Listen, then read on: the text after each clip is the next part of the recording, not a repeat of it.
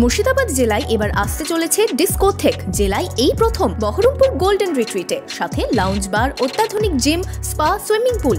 আসছে ক্লাব মেম্বারশিপের সুযোগ। Golden retreat Baharampur শহরেই 4 star deluxe premium hotel with luxury and comfort. নাম না করে অভিষেক ব্যানার্জিকে খোঁচা অধীরের। আগামী দিনে খোকা বাবু বিজেপির প্রজেক্টের নাম না করে অভিষেক ব্যানার্জিকে খোঁচা অধীরের। আগামী দিনে খোকা বাবু বিজেপির প্রজেক্টেড মুখ্যমন্ত্রী। এতে অবাক হওয়ার কিছুই নেই।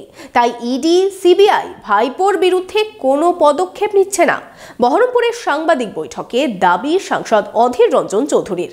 যেদিন থেকে খোকা বাবু দিল্লিতে ইডির দপ্তরে হাজিরা দিয়েছিল, মনে করে দেখুন 9 ঘন্টা তাকে জিজ্ঞাসাবাদ করা হয়েছিল, তারপরের দিন থেকে পাল্টি খেয়েছে খোকা বাবু, কংগ্রেসের বিরোধিতা শুরু করেছে।